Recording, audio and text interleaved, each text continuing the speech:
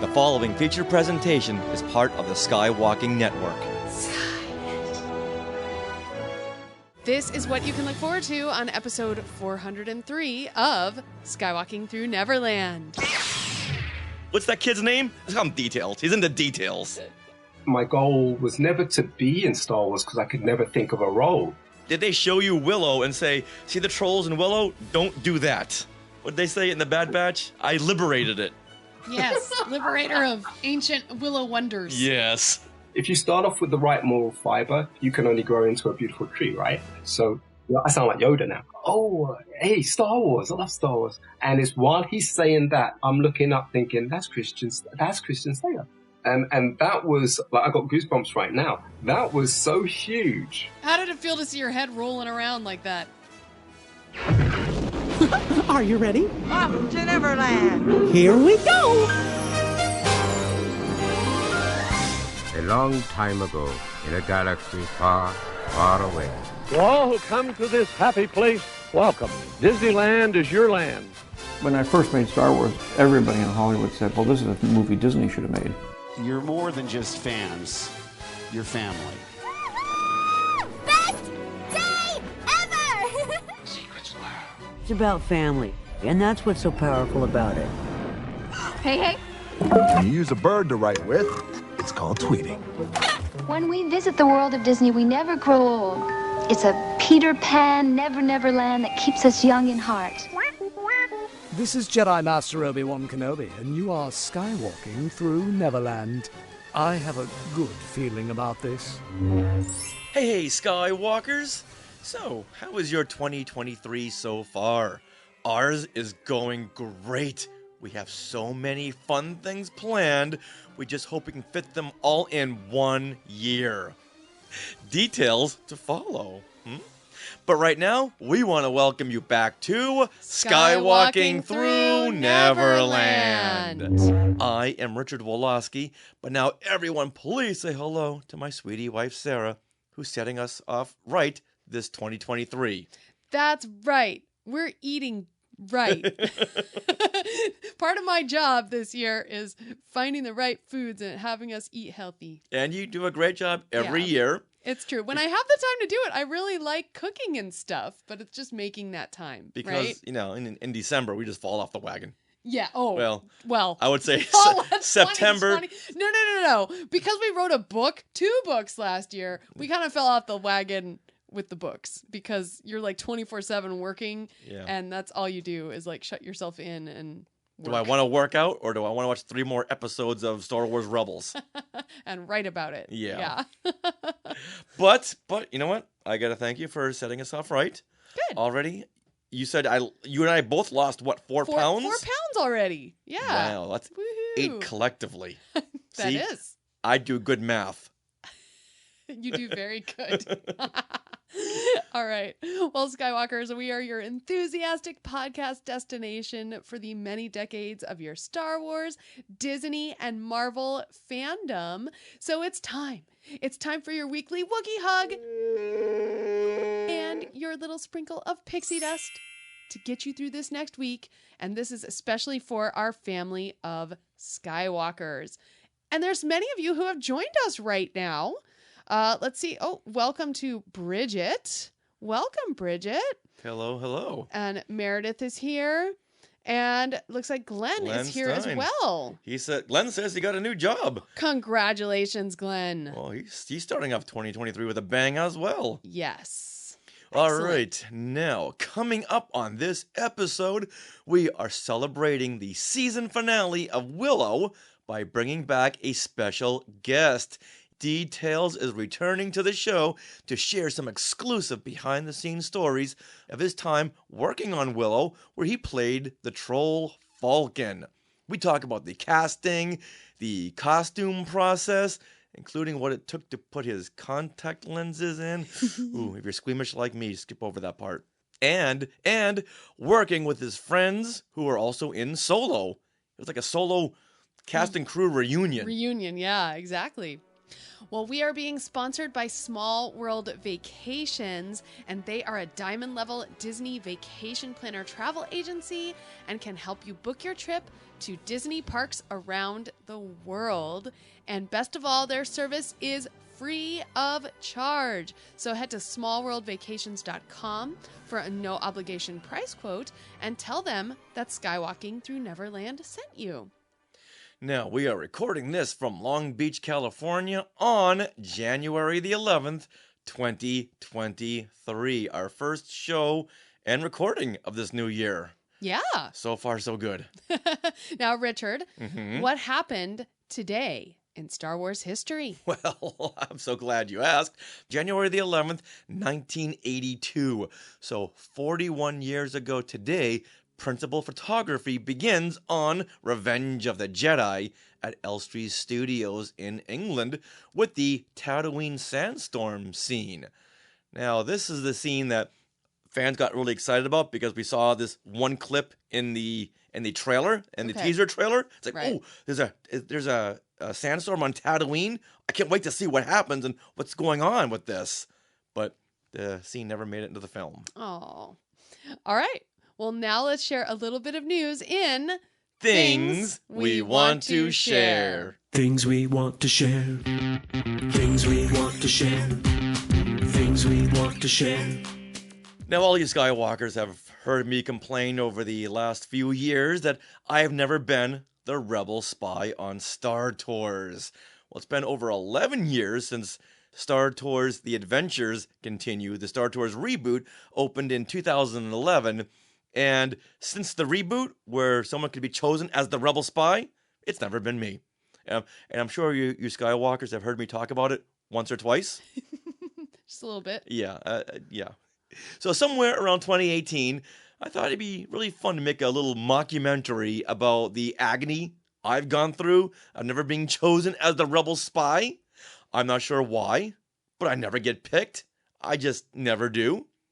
Sarah's been picked 8.5 times and never refrains from telling me that. That's right. Over and over again.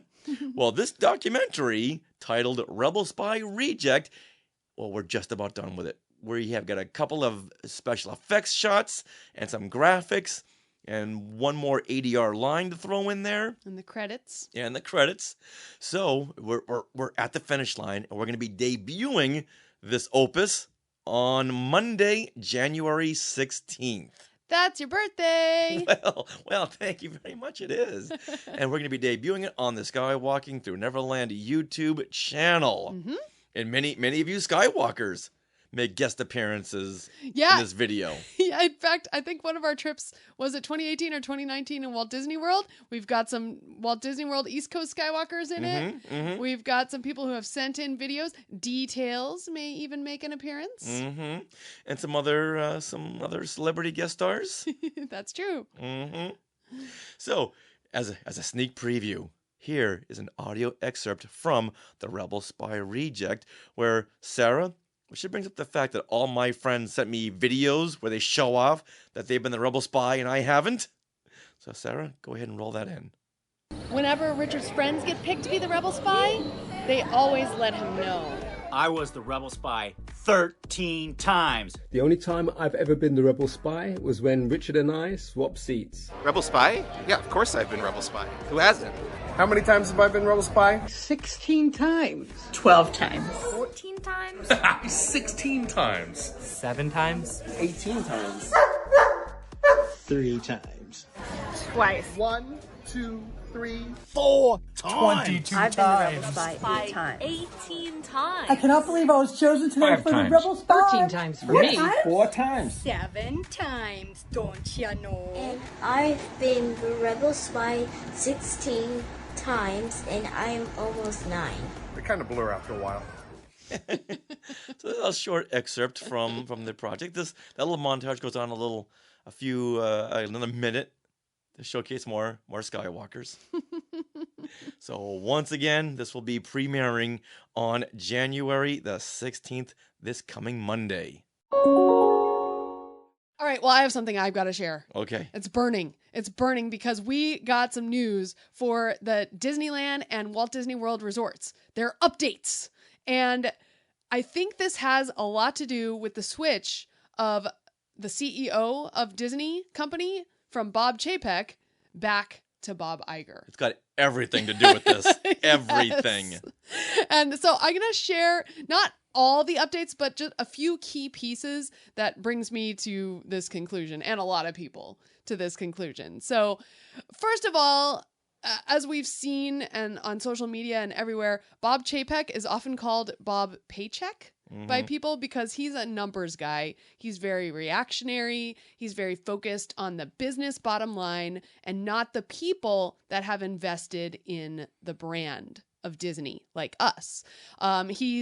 He and like at the, what are those called? Those earnings calls has called pass holders an unfavorable attendance mix at Disney parks, to which so many people have made up t-shirts with that and worn them to the park's unfavorable attendance mix. At that point, he should have been asked to to turn in the key to the employee restroom and leave the building. Yeah.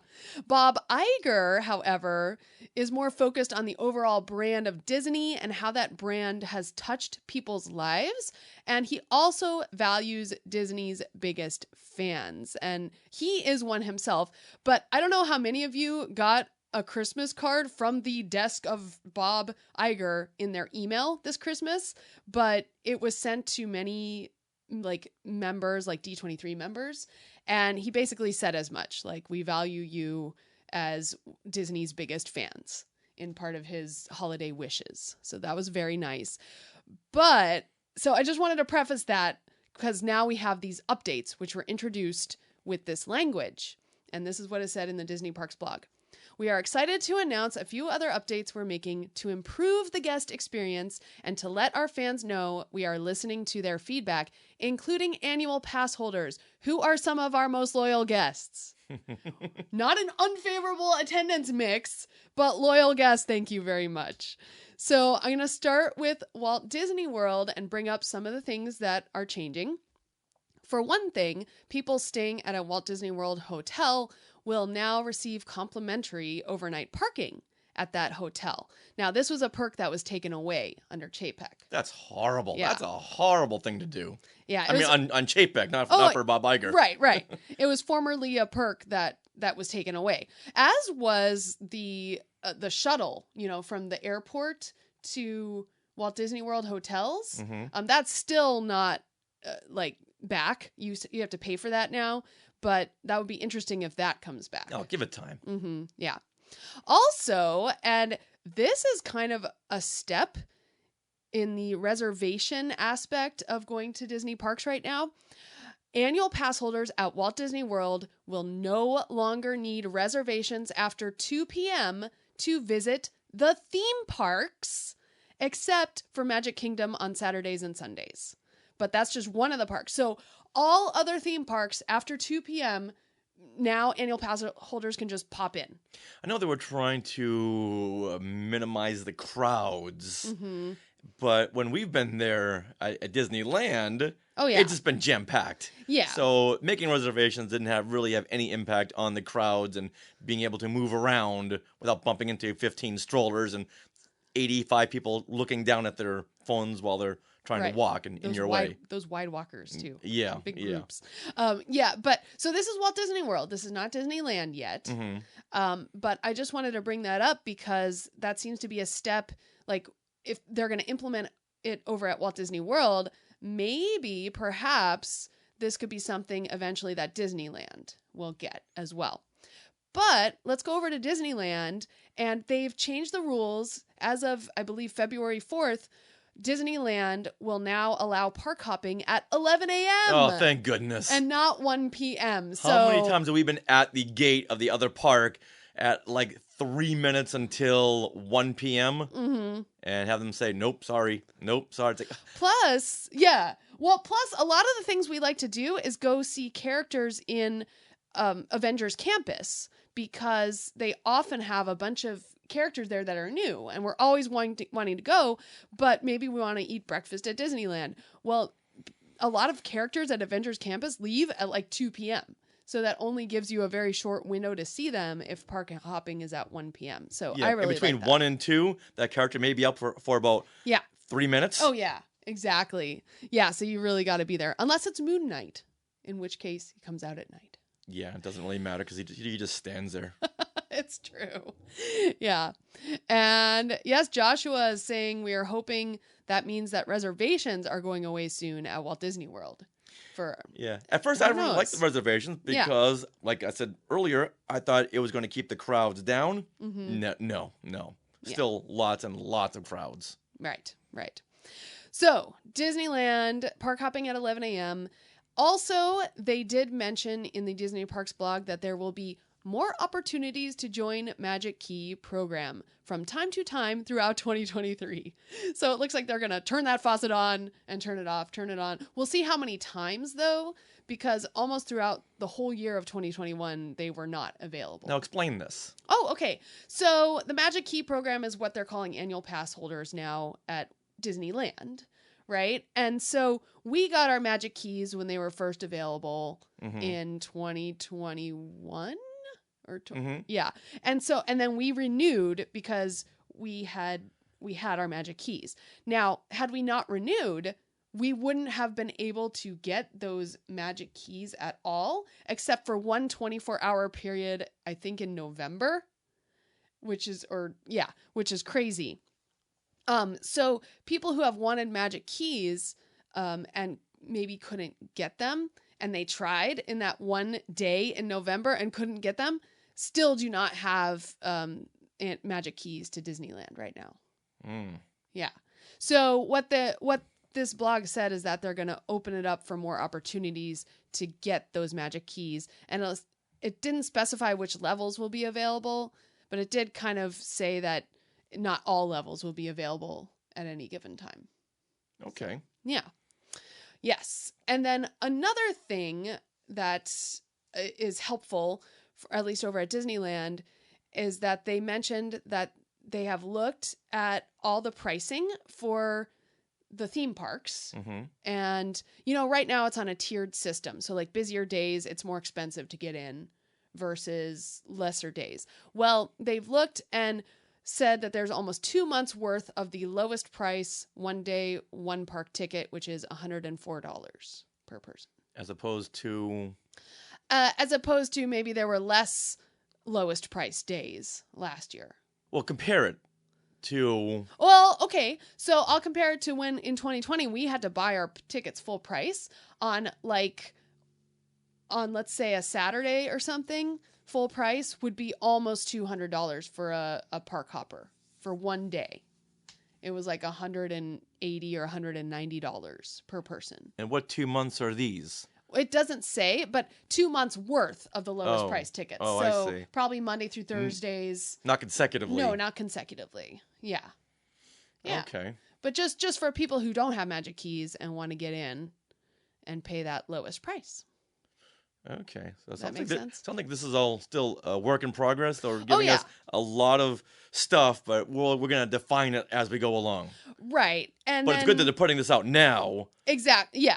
Yeah. And another thing, they're trying to add more value for Disney Parks guests. And another thing that they're doing for both Walt Disney World and Disneyland is that attraction photos will be complimentary with either your park ticket or a Genie Plus service. So depending on where you are. All right. What do you want to see? What do you want to see? If they said to you, they called you up and said, "Hey, Sarah, how can we improve your visit to Disneyland?" Well, I really like the idea of no reservations needed after a certain time over here. Like, I think that would be great because we always pop in. Right. Okay. Aside from what we see here, is there something that you feel that has not been included on this list? Okay, Skywalkers, you also comment in the Sky Chat. Gosh, I mean, I really liked, when going to Walt Disney World, I really liked that free transport from Orlando Airport to your hotel. That was just really nice. And it was a very big factor in always choosing a Disneyland or Disney World hotel, because we have access through our parents to like non-Disney hotels, but we're always like, well, we want to stay because we get the free, transport. So, yeah. All right. Now, if you're asking me, yes, go ahead and ask me. Okay. What do you think they should add for your value?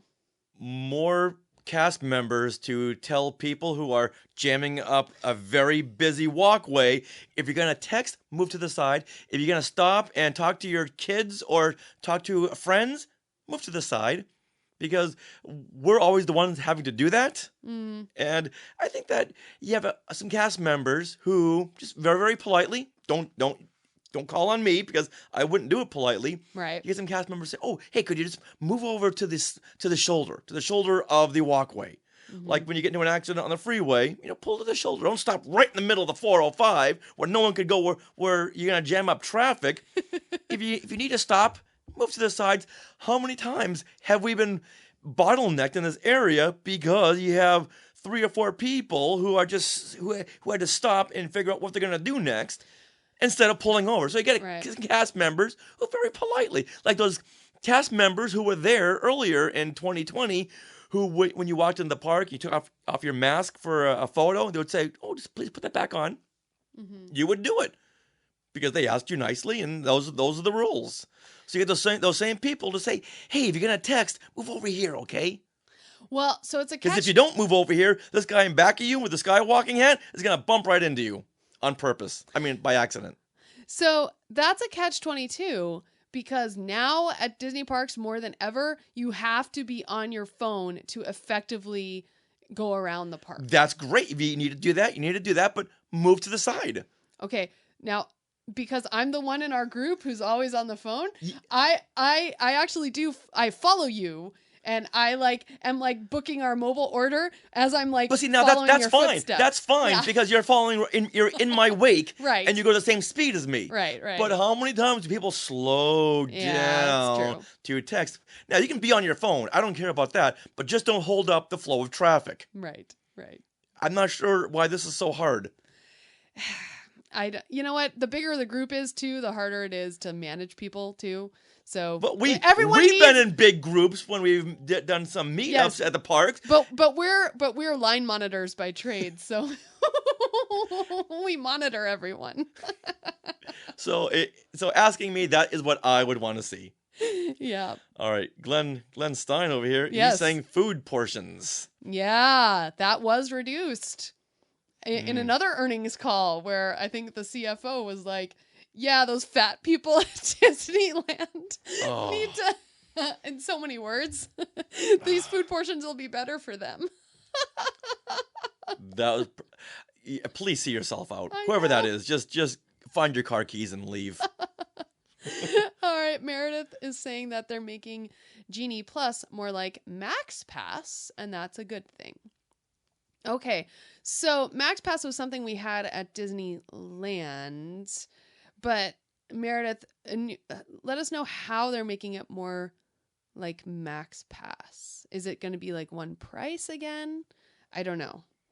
All right. And she's also saying that there are courtesy rules on the park pages now.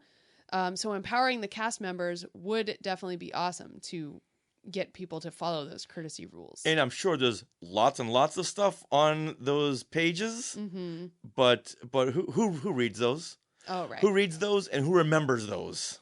Yeah. When you're in the moment in the park, you're not thinking about that.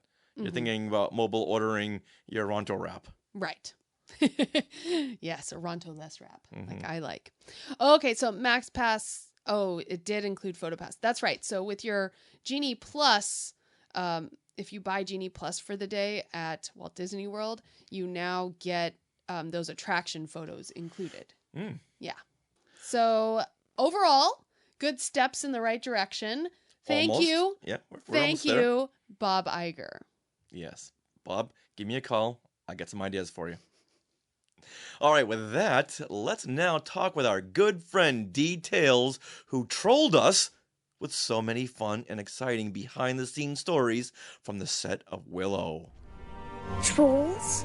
Trolls that'll skin you alive and take your face off? Rannon, you know I hate trolls. Trolls. I hate trolls. We are so excited to have back with us Dee Tails. You saw Dee in The Force Awakens, Rogue One, The Last Jedi, Solo: A Star Wars Story, but now he is featured as Falken the Troll in the new Willow Disney Plus series. And now here is creature, droid, and troll performer Dee Tails. Hey, Dee! How you doing? So much love. And here he is, creature, Dee Tails. I gotta ask you about your name. I never asked you about that. Is that your official name, Dee Tails, or is D short for something? That's my name. That's my name, DEETAILS. It's very fun. I thought maybe when you were a kid, you were very, very concerned with details. So the name just stuck with you. Hey, what's that kid's name? Let's call him Details. He's into details. Or something they wanted to instill into me. You know, like I'd be more inclined to find out the finer details. Very, very much. It's kind of like if your last name is Crentist, you got to be a dentist when you grow up. It's right there in the name. Well, it is so great to have you back on the show. It's been way, way too long. Yes. It has. Since our hug in the park. Yeah, what was that? October of 2018, was it, that we finally all met in person? Over at Griffith Park, and it was Halloween. It was Halloween, yes, 2018, right. And we took you trick-or-treating for your very first time. That was so fun. Yeah, I loved that. That was amazing. That even made my highlights of 2018. Got to take Dee Tails trick-or-treating for his very first time. Oh man, it was one of my highlights as well as going to Disneyland with you. Oh yes. Small world after all, man. It's still cycling in my head. Absolutely. Well, we want to give you a big congratulations for scoring the part of Falken the Troll in the Willow episode Prisoners of Skellin. So can you, now that it's out there, what can you tell us about how you got the role and shooting that episode with, oh my gosh, some amazing stars? Yeah. Yeah. I can tell you anything you want, man. It's just, thank you, first of all. And I knew they were filming it. They've been filming it for months. And when you haven't had that phone call early on, you can say, well, you know, I've missed this one, you know. And I wasn't quite sure what they were doing. I knew it was in Wales. Then randomly, my agent got in touch with Neil's CFX team and to find out if there was anything happening. Neil Scanlon? Yeah, Neil Scanlon, that beautiful family of a team, you know, got in touch with them because there was a lot of filming going on.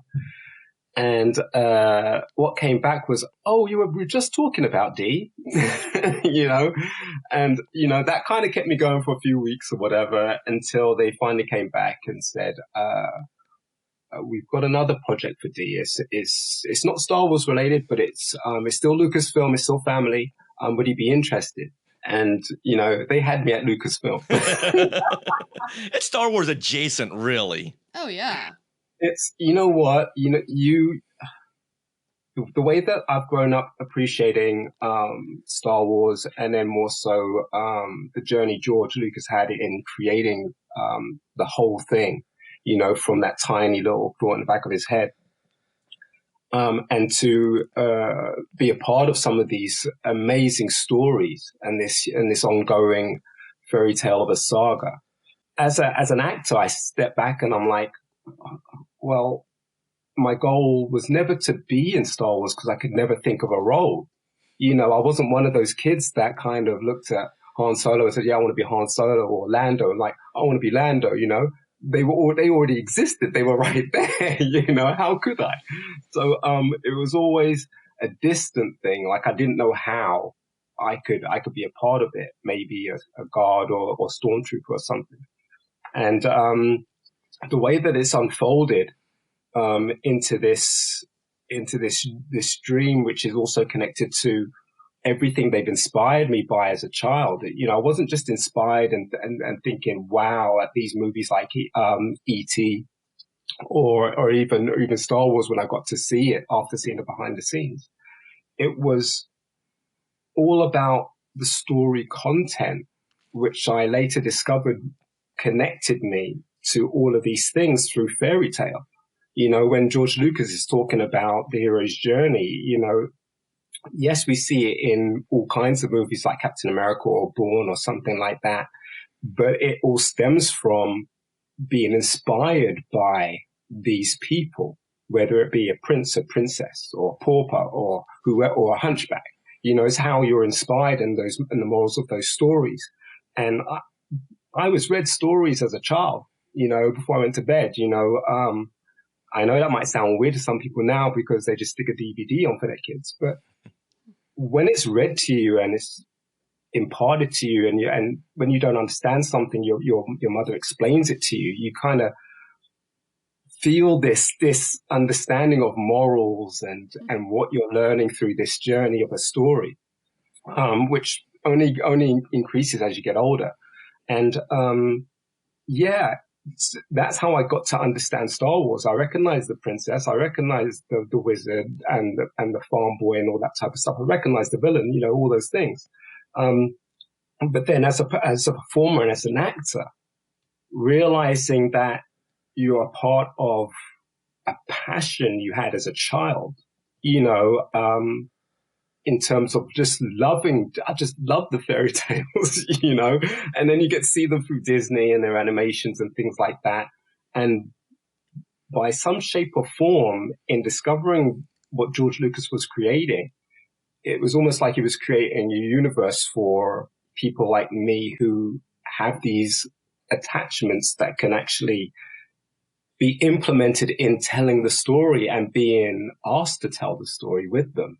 You know, you can't put that into words. It's just... I think you did that just so well right now. It's very interesting what you just said. You didn't really attach yourself to a character, but you attach yourself more to the story, and that was your introduction into storytelling and to Star Wars. And now I've been working with Lucasfilm on Star Wars, and then I've been working with them.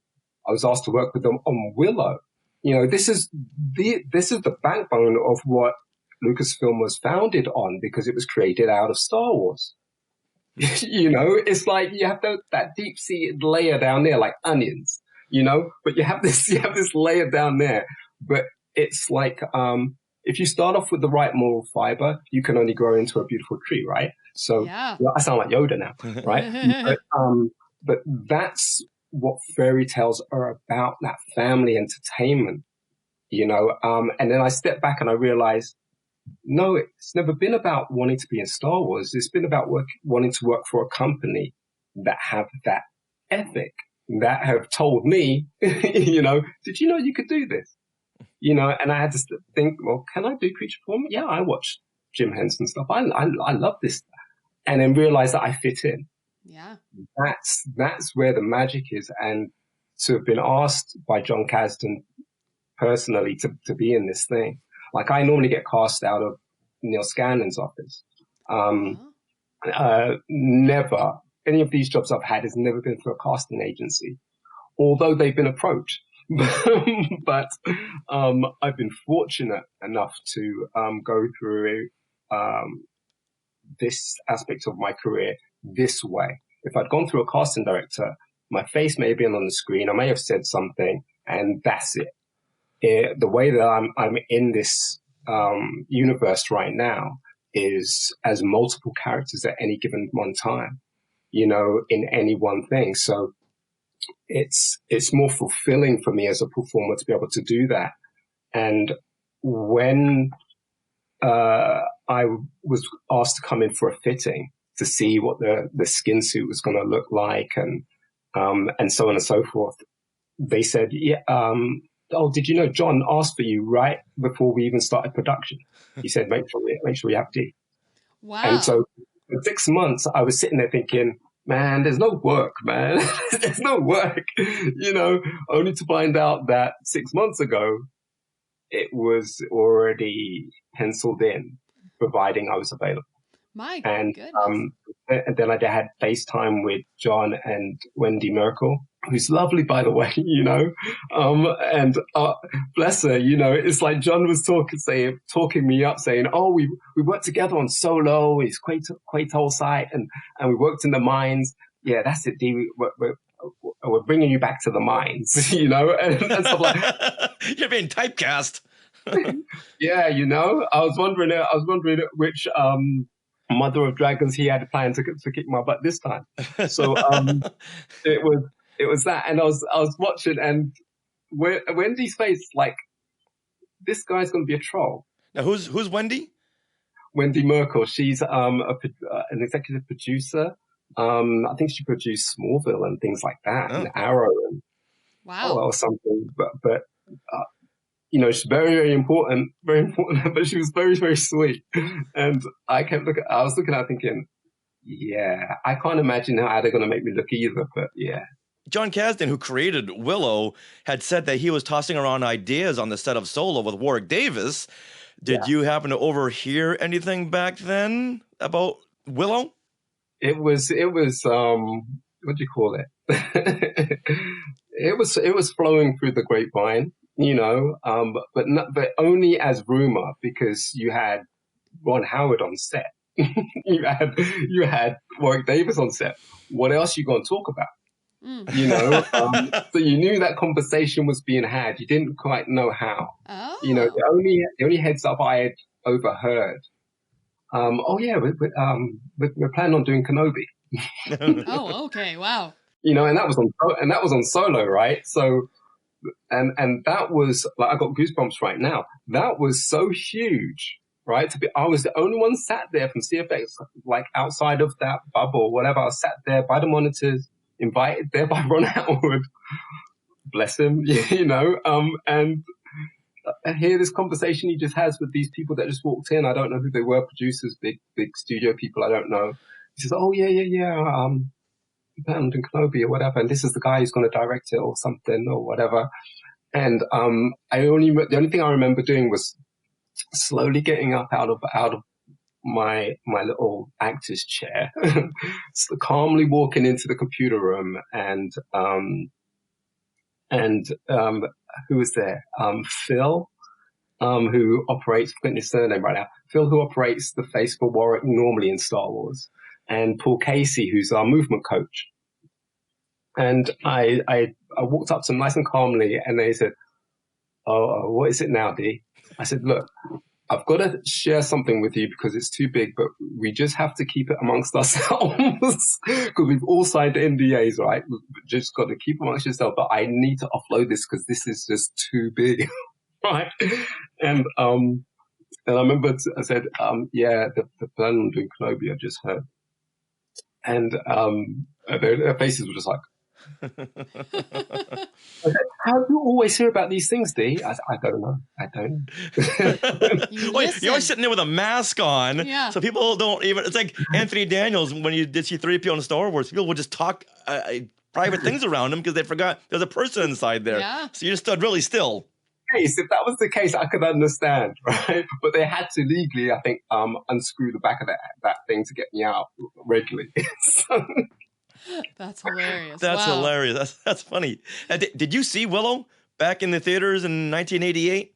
Well, when did you first see Willow? I saw it on TV because that wasn't long after Return of the Jedi. Yeah, it was 5 years afterwards. Yeah, at that point, it wasn't a big thing for my family to take me to the cinema. It only happened occasionally. So there were one or two movies that I did see in and around that time, but it wasn't anything Star Wars related. It may have been Disney or summer holidays going to see. What did we see? We saw Sleeping Beauty. We saw The Jungle Book, my favorite Disney movie. And things like that. Yeah, we saw things like that. So I didn't get to see those things until afterwards. So that came along with watching the behind the scenes to that and seeing Warwick Davis on that. And then it came on TV at some point. And that's when I got to see this fairy tale. I'm like, oh, I recognize it. Yeah. You know? Well, I'm very interested in, you had kind of mentioned your makeup and costume process for Willow. So like, what was that like for your troll? Oh, wow. Wow. When I first went to Pinewood and saw the creature shop, workshop where they were making the fur for all the other trolls and things like that, they told me that there was a clear, distinctive difference between Tom Wilton's troll, Sarris, and who plays my brother, and mine, Falken. And they said, "Oh, yours is just going to be whiter, and it's to do with drinking some stuff that kind of has made you evolve faster." And by that point, I don't think we'd even seen the script or anything. I was told that, yeah, he's more of the intelligent one, and I'm backing him up as his brother. And my mind just placed it as Pinky and the Brain. That's how, you know, there isn't so much of an animation context of Mice and Men other than with Sylvester the cat and his younger or older brother or something. Yeah. But I was kind of thinking there, you know, because of the humor and the tone of the movie.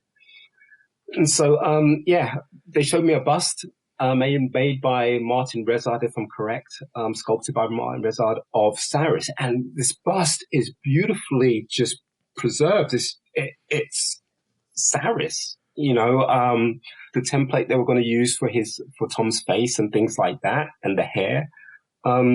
It was quite a procedure. So I went in, you wear your, what do you call it? Your active wear skin suit type stuff. Like a bodysuit? Yeah. It's kind of like, active wear, like. Yeah. Yeah. You know what I mean? Active wear. Yeah. Like exercise clothes. Yeah. Yeah. So we got into some of those very flattering suits. And then, then they showed me the hanger with my suit. You know, the hair's all there. It's white. They're talking about how they're going to add some more hair. You can see where the boils are happening.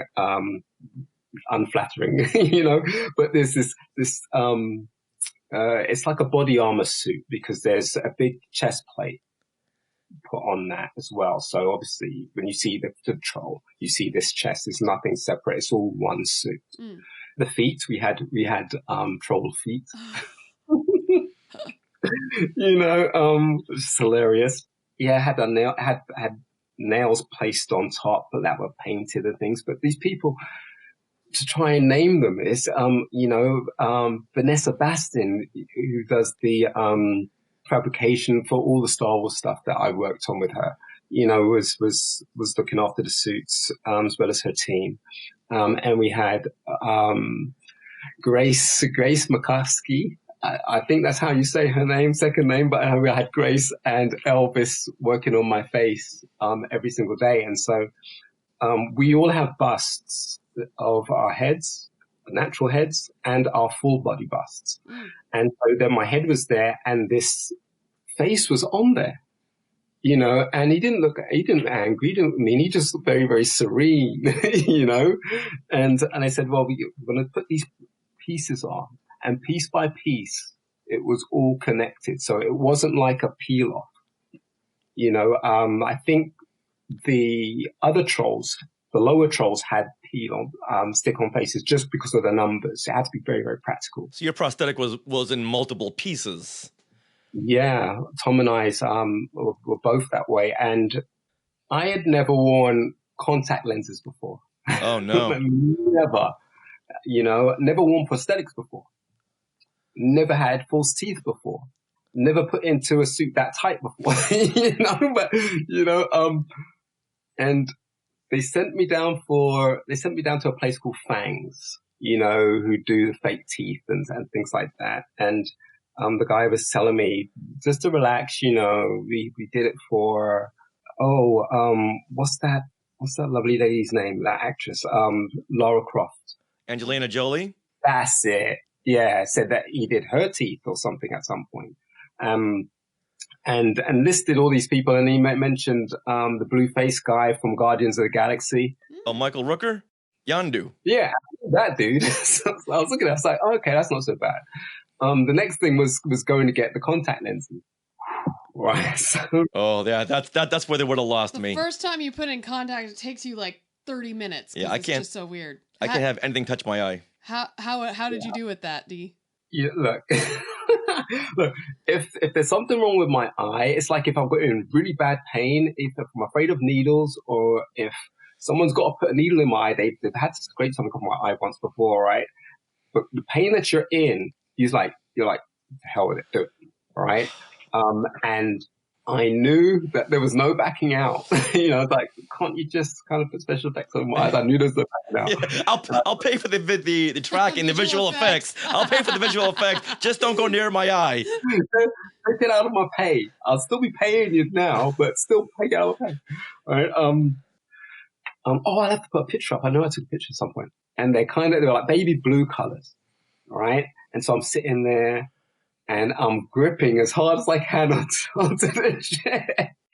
When the hands go there or whatever, it's too late to say no or anything like that. And she put one in, close my eye, and then she put the other one in.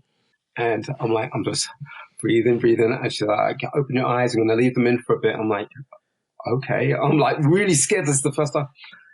Everything's a bit blurry. Takes about 5-10 minutes or so. And then everything starts to clear up. I'm like, oh.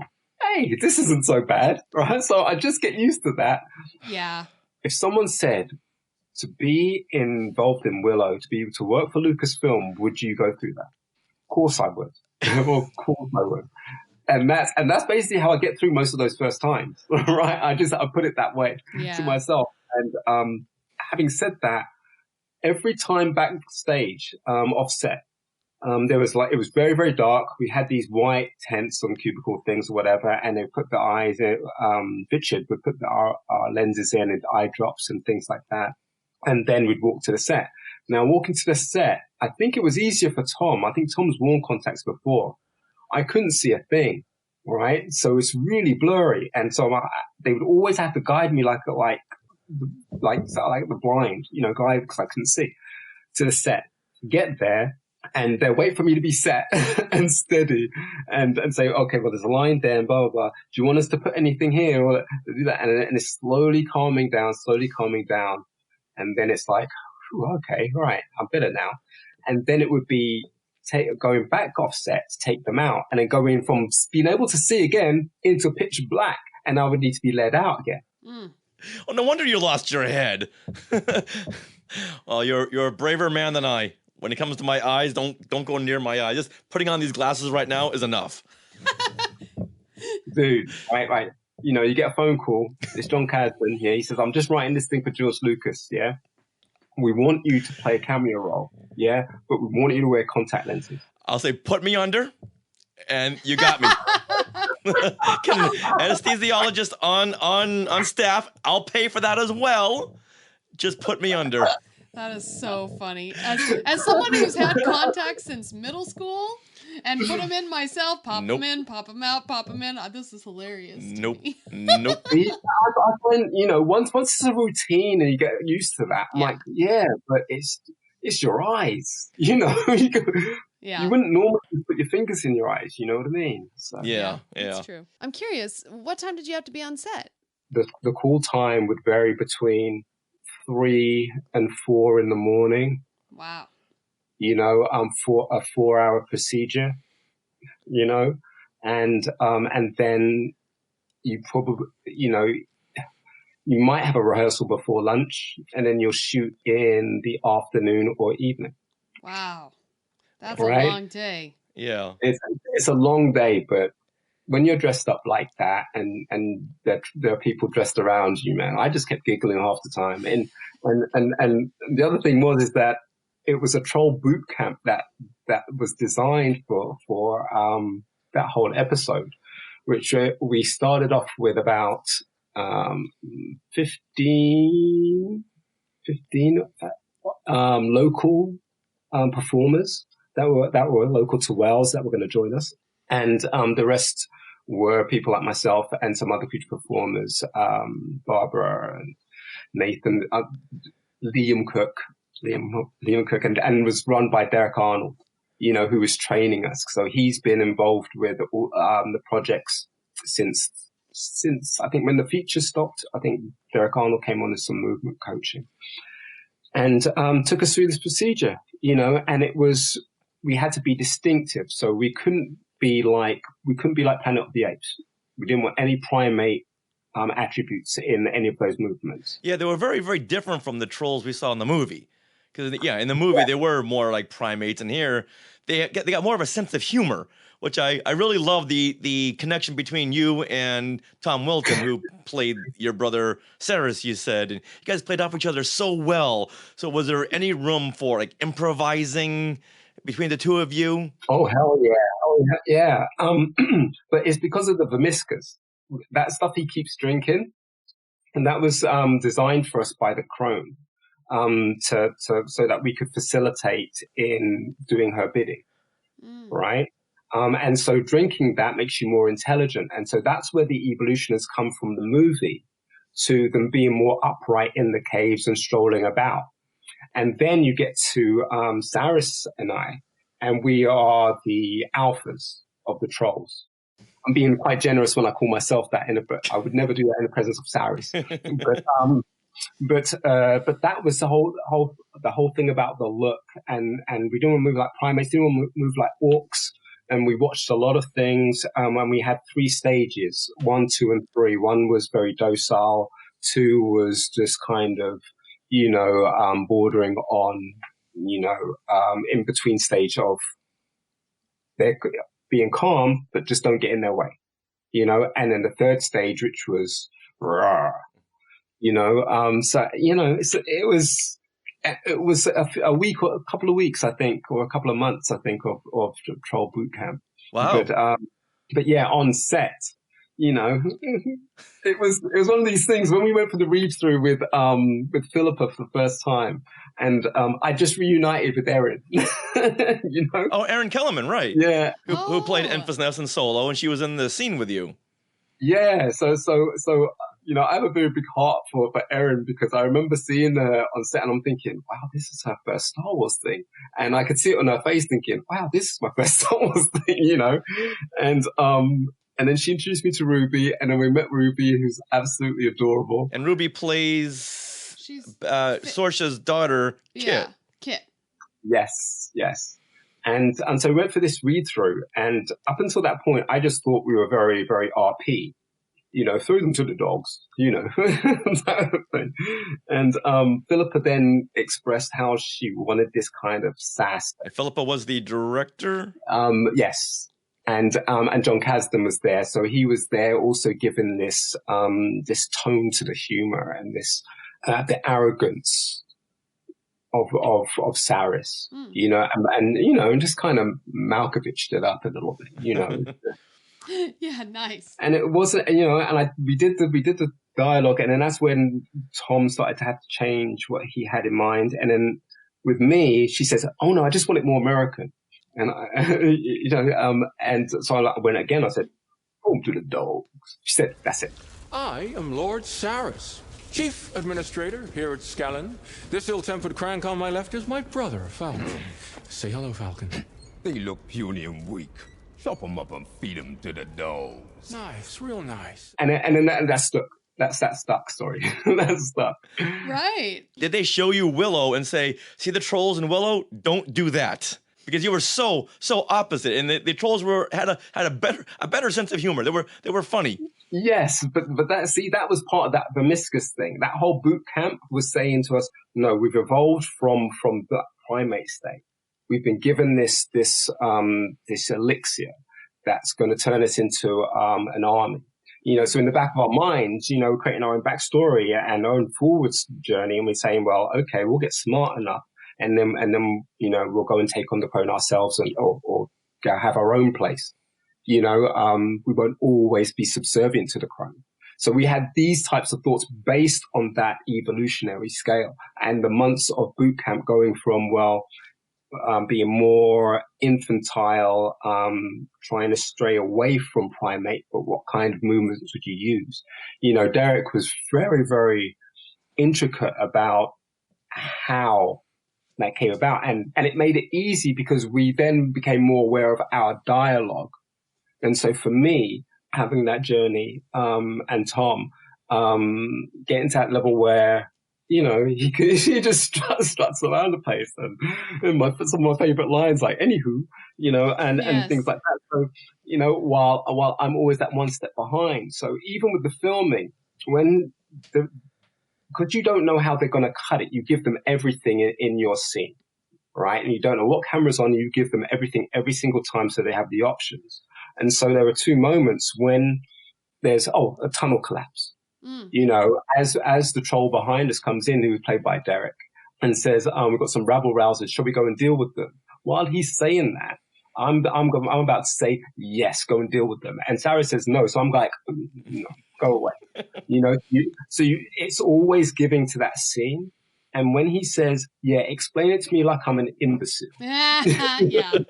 You know, that was cut, you know, because we filmed it and then they tighten it up and he walks off and I'm a minute and I'm like, I don't get it, you know, but there's always that differentiation that I needed for that place. And even when I'm stood there beside him, you know, I'm not a bouncer. You know, I'm not his big brother. He doesn't need protecting. They're human beings. I'm like, you know, it's all of these things. I think for Tom, there's one line he says while he is fighting Christian Slater, you know, and I think and I can't remember what it was. If it was with Kit, when he said, "I thought we were friends" or something. There was one of those lines, you know, that may come up. He might mention that at some point, but that line, he is absolutely made up about that. It was kept in. That's awesome. Yeah. Speaking of Christian Slater, though, were you surprised to see him on set? Did you know he was going to be there? I was shocked when they announced him as one of the cast members. Oh, I know. I love Christian Slater, but I just never would have made the connection. Yeah. It was rumored anywhere from a week or a month before anything was confirmed, but it wasn't like something they mentioned every single day. You just heard it. But, maybe they'll get Christian Slater. Maybe they're in talks with Christian. It was just weird things like that. And I remember we weren't suited up. It was freezing. And the warmest jacket I had is my episode 7, Gore-Tex jacket. So I'm wearing that and we're going into this hangar where they're going to show us where the fight is going to take place that we've been rehearsing with the stunt team. You know, amazing team. And as I get there, this dude opens the door and he says,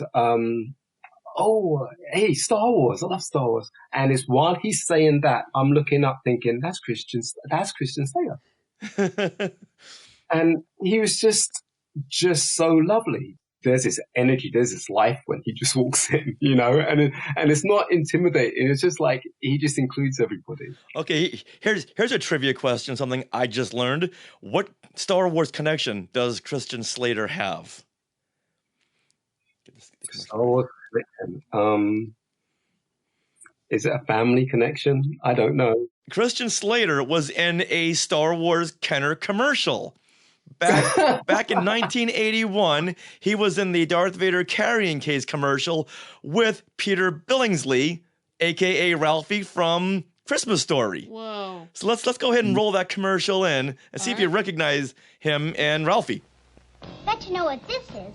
It's the Darth Vader collector's case from the Star Wars The Empire Strikes Back collection. Inside, it's got room for your favorite Star Wars The Empire Strikes Back action figures. They fit? Yeah. There's new Dengar, AT-AT Driver, Rebel Commander, Leia, and 2-1B. You can hold up to 31 action figures, each sold separately, and you can take them with you. Darth Vader collector's case. Action figures, each sold separately. From Kenner. That's Christian Slater. I think I remember that commercial.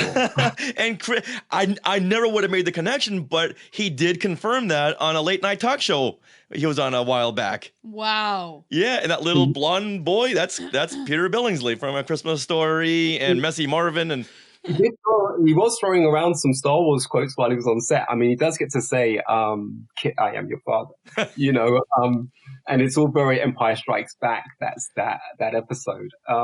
But one thing that I kept saying to him every time he kept looking us up and down, You know, I'd say to him as Falken, I said Chavez. I would tell him Chavez, and you know, and he'd be like, okay. You know, right? Well, you would tell him what? Chavez. I was sent by Chavez. From Young Guns. Young Guns that's my favorite Christian Slater movie. Everybody had different Christian Slater movies. Young Guns, because I was already plugged into that. I just loved Emilio Estevez's performance in that. Yeah, I would have gone with the Heathers quote. What's your favorite Christian Slater movie? Yeah. Don't say Cuffs. No, there's like some action movies that he was in, and now I can't remember what they... was it Arrow? Something Arrow? Broken Arrow? Broken Arrow? I think he's in that, yeah. Well, now that I can't remember, I just know Christian Slater. Like Christian Slater was just like a heartthrob. Right. Well, he was in Star Trek. His mom was in one of the movies, 4 or 5. He had a small cameo. He's in the shadows and he's delivering a tray to somebody. His mom was the casting director, so they kind of threw him in there as a fun little Easter egg. Well, anybody watching, let us know what your favorite Christian Slater movie. I need to see a list of movies. That's why I was so surprised when they cast Christian Slater in this, because he's Christian Slater. So when you see him, it's like, hey, that's Christian Slater. When you see him on the screen, you don't see the character, no, you see quote unquote, Mad Mardigan, as he calls himself. So you see Christian Slater. I bet that's why they gave him that eye patch. Okay. Just to hide the Slaterness. But there's no mistaking that voice. He's less of a Jack Nicholson clone than he was back in the 80s. Right. Well, I like that they cast Christian Slater because to me, he's kind of in the same slot as Val Kilmer in terms of his celebrity and popularity in the 90s. Mm-hmm. For me, anyway. He was in, was it Robin Hood? Yes, he was in Robin Hood. Right. Yeah, with Kevin Costner. And that has the same similar kind of humor. Yes. You know, and swashbuckling kind of antics and things like that. It was a nice fit. I mean, I didn't know about any of the stuff they were shooting after that. I think they sent me the script, but I just read what scenes that I was dealing with and didn't want to spoil the rest. And then to see this scene that they were going to do and they were going to pounce on top of him and things like that on the monitors, it just looked epic, you know, and you just didn't know, you know, and they didn't say whether he survived or not. So I don't know. Well, speaking of which, and I got to ask you a very spoilery question. So if anyone has not seen this episode, skip ahead a couple of seconds.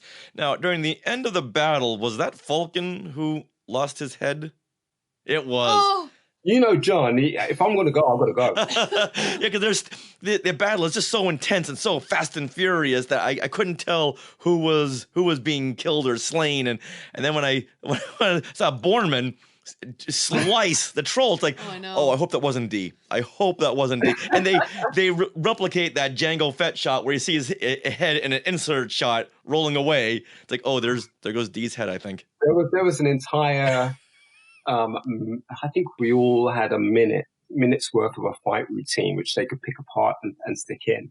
And before he does that, just before I see Sarris getting run through with the sword, and I turn and look, Borman has already run me through with his sword. Oh. And then he pulls it out, steps back, turns around, and bop. You know, so I think they thought, this is Disney. Yeah, it's a bit much. So you never know that Vermiscus might be able to bring Sarris back, but you know, unless they're going to mummify, turn Falken with stitching around his neck. Oh. Right. Yeah, I don't know. I don't think he'll be back. How did it feel to see your head rolling around like that? It's you know what? Yeah, funny to say that because obviously it's the same thing they put on my face and it's sculpted and they've got the stunt head and it looks exactly like my head, right? So it was somewhat surreal. But in the moment, we had spent a couple of weeks with this fight choreography and being taught how to do a fight sequence. It's been a while since I've done a dance routine, let alone a fight sequence. And so I kind of fell into that, and that was amazing. And then to get killed by one of the heroes, you know, that's the way to go, you know, when you're telling these fairy tales, you know. Can't all be the heroes. Oh yeah, just like Samuel L. Jackson said, okay, George, if you're gonna kill me, I don't want to get shot in the back by some punk battle droid. I want to go out in a hero's death. Oh jeez. Yeah, so it's a double-edged sword. You know, I'll always say yes to John Kasdan, but I'll know exactly how I'm going. Double-edged sword, no pun intended. Oh. How long did you shoot on for this episode? Maybe 2 months. Maybe 2 months. There was a lot of stop-starts with the different units because of COVID and whatever. And obviously, they were shooting other sequences. So while they sent me back to London, they'd continue shooting other things. And so with the Troll team still down there, they could facilitate scenes that I'd never seen before, like bringing Willow and Kit into the caves.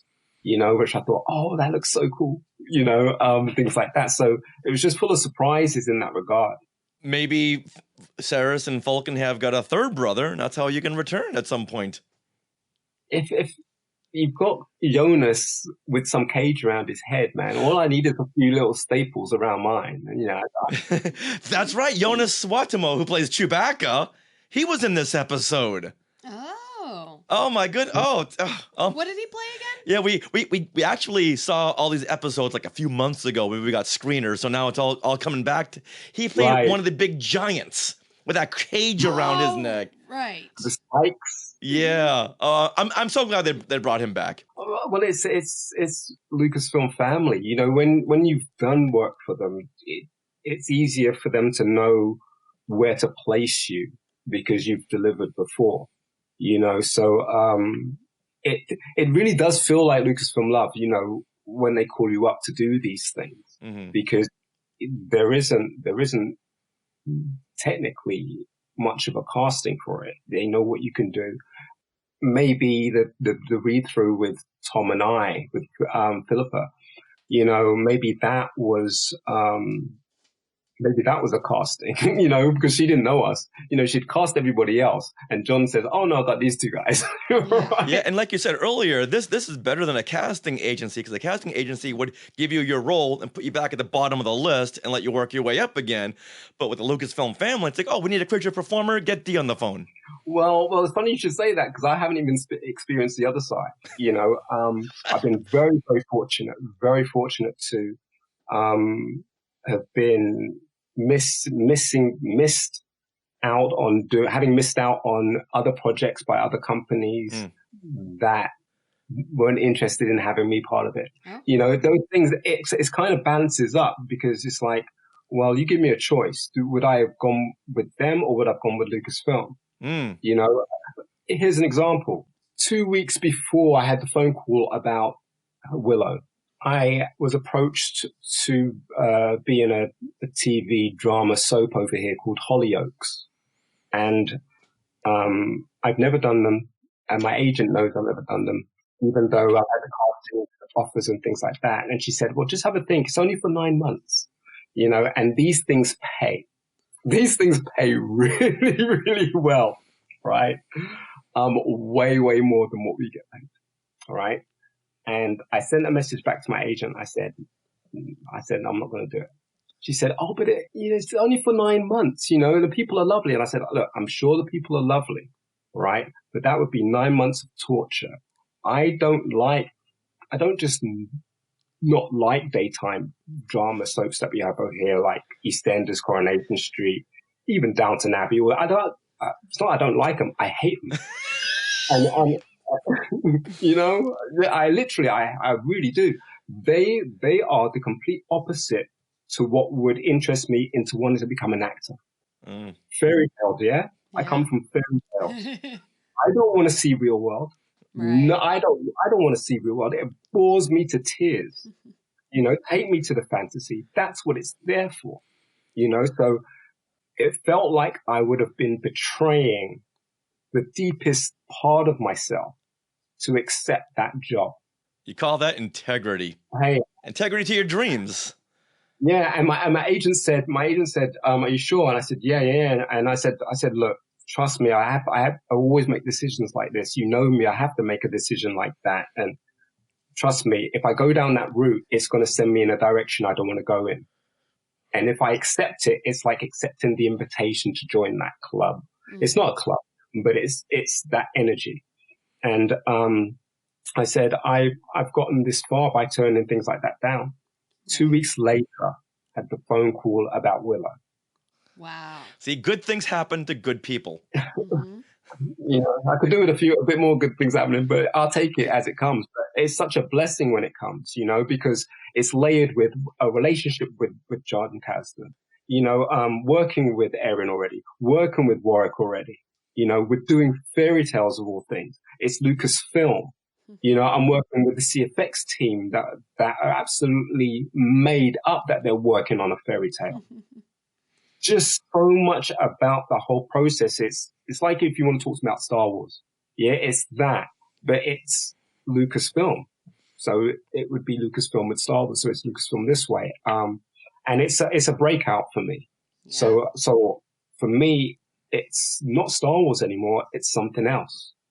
You know, still with a company that have a great deal of what you call integrity about fairy tales and catering to the 12-year-olds and upwards. You know, magic, you can't have a fairy tale without magic. You know, I won't watch it.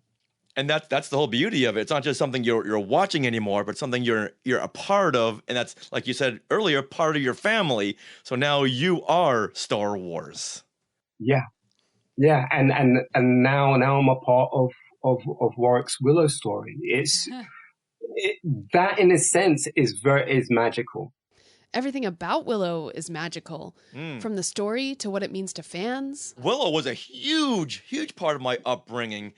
I was 19 when Willow came out, and this really helped fill in that void where there was no Star Wars. Back in '88, there was no Star Wars, and this fit in beautifully, and I love this movie so much. I've got a big closet full of Willow merchandise because I could not get enough of Willow. I went to Wendy's every day, get the Wendy's Happy Meals, get the little figures I would glue to my dashboard of my car. Oh, I obtained the big video display in our video store. I obtained. Yes. What did they say in the Bad Batch? I liberated it. Yes, liberator of ancient Willow wonders. Yes. Now, can you give us a preview of anything that you're working on now, or something you may have coming up in the future? Oh, there's a commercial that I was a part of at the end of. It's like a short, but it's like a commercial. But it was recorded last year, November, sometime last year. But it was to do with telling people just only buy what you need, don't overbuy or whatever. So, you know, it's just you've got these vegetables and apples and things like that in this trash can, and another piece of trash comes in and joins them and thinks it's the stomach. You know, and it's about how the others just kind of explains to them that, no, this isn't the stomach. You just throwing away your food. He's wasting the food. So it's kind of a little thing like that. And what do you play in that? I play the red pepper. Yeah, you're like Dustin Hoffman and Tootsie. He had to play a tomato, yes! But he just stood there because a tomato can't move. It's a tomato. This pepper's got a lot of emotion. Well, but you know what? With all the Star Wars projects that are coming out and announced on an hourly basis, I'm sure you'll be back in that universe sometime very, very soon. Well, my fingers are crossed. We haven't had much to do lately, so hopefully. And there's some exciting stuff, but the way they film it, it's kind of like you get the hang of it. It's like, okay, so last year they spent all that time filming. This year it's about screening. Okay, probably won't film anything until the end of the year because they want the money to come in to fund it all. So it's kind of, you don't know how it's happening. You don't know where it's all coming from. But with Lucasfilm, it's just like it's like a conveyor belt of screening agendas, you know, and filming agendas, because the UK isn't separate from LA. The UK has to follow what LA want. Well, you know what? You can always move over here to LA and as well, because in Manhattan Beach right now they're shooting Ahsoka, Mandalorian season 3 just wrapped up. Skeleton Crew is being shot over there. You know, you go back and forth, and you don't have a free day of the whole year.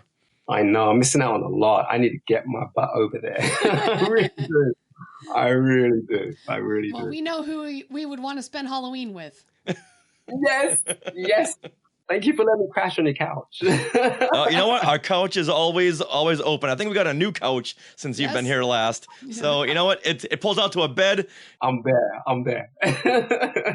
Well, speaking of upcoming projects, you have a project coming out this Monday, January 16th, when you did a cameo in my short film, Rebel Spy Reject, where you're antagonizing me that you've been Rebel Spy and I have not. I was celebrating you, man. You switched seats with me. I could have been me. Oh, that's why you were crying? Yes. Brilliant. And I call you people friends. That's so cute. Oh, brilliant. Oh, congratulations. We've been working on this for between 4 and 5 years now. Yeah. Just grabbing little bits here and there at Disneyland. The whole piece is about 9 minutes. And I think we've reshot it like 3 to 4 times. Mm-hmm. We reshot a pandemic ending, a non-pandemic ending, a happy ending, a sad ending, a surprise ending. It's like, okay, I think we're done. Well, this has been so great. Thank you so much for joining us. Thank you. So there's a little behind the scenes secrets on this one. We had originally planned on doing a classic Marvel Star Wars comics episode with Dee, where we would break down the next issue of The Empire Strikes Back. But he had so many Willow stories to share that we broke our conversation up into 2 episodes. So next week, Dee will be back to talk with us about the Empire comic, and he'll also play the part of the Human Torch in the Marvel Hostess crossover ad. If you come back for anything, come back for that. Well, that wraps up episode 403 of SKYwalking Through Neverland. We want to thank Dee Tails and all of you Skywalkers who are watching right now, who post on our page and our Facebook group, who comment, who are going to watch the Rebel Spy Reject on Monday. We want to thank each and every one of you. Are you interested in our book, Today in Star Wars History? Do you want to learn what happened today in Star Wars history? Well, autographed copies of Part 1 and 2 are available now from skywalkingthroughneverland.com/book. Now, we'd like to thank our sponsor, Small World Vacations, for their continued support. Thinking of a trip to a Disney park or on the Galactic Star Cruiser? We can fill out a Get a Quote form at smallworldvacations.com today. Their vacation planning service is free of charge, so check it out and tell them SKYwalking Through Neverland sent you. And if you would like to support SKYwalking Through Neverland, if you listen to us each week and just have a great time and feel like supporting us, well, you can check that out on our Patreon. And becoming a SKYwalking Force member, you will get access to bonus content in the form of our Zoom discussions on the latest Disney Plus shows, like Andor. Also, coming up, we have The Bad Batch, right? And you will also get a coupon code for Part 1 and Part 2 of Today in Star Wars History. And this bonus content begins at only $5 a month, so head to skywalkingforce.com and have a look at the options. And thank you so much to those of you who are already part of the Skywalking Force. Now, we are part of the SKYwalking Network, where you can find other great shows like Talking Apes, the Max EFX Podcast, the Neverland Clubhouse, Totally Tell Me Everything, Star Warsologies, the YouTube shows Collectopolis, and Today in Star Wars History. You can find us on social media. We are at SKYwalking Pod for Twitter and Instagram. You can also join our Facebook group and find us on Facebook. Just search SKYwalking Through Neverland, and then you can email us, share@skywalkingthroughneverland.com. Now, don't forget to stick around for bloopers and other fun bits that didn't make it into the show. And always remember to feed them to the dogs. Chop 'em up and feed 'em to the dogs. Nice, real nice. And Neverland on Alderaan. Some imagination, huh?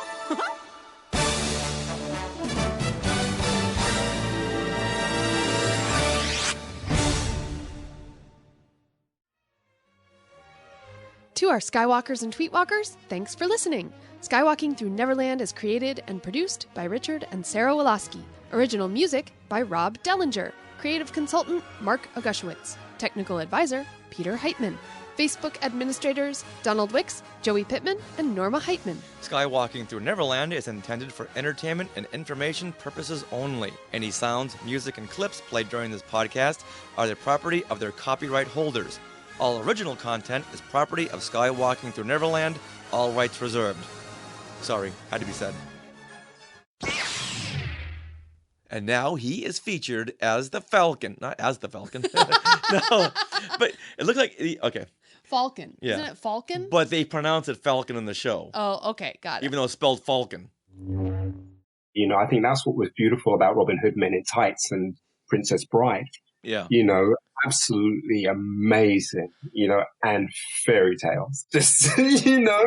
Well, that was the beauty about Willow. It had so much humor. The humor for me really sold it. It wasn't one of these just all-out swords and dragons and sorcery and high action.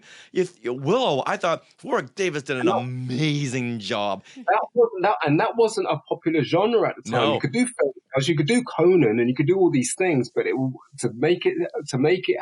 give it an ironic sense about itself. Yeah. Oh, they were really worried about it because Legend had come out in '85 with Tom Cruise, and it bombed miserably.